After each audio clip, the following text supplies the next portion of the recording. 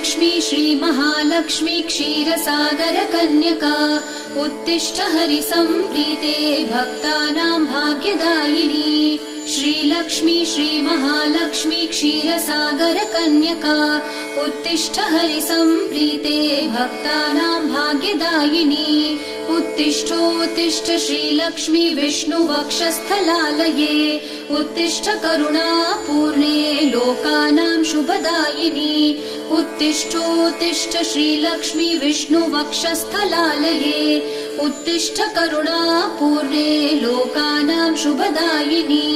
श्रीपद्ममध्यवसिते वरपद्मनेत्रे श्रीपद्महस्तचिरपूजित पद्मपादे श्रीपद्मजातजननी शुभपद्मवक्त्रे श्रीलक्ष्मी भक्तवरदे तव सुप्रभातम्।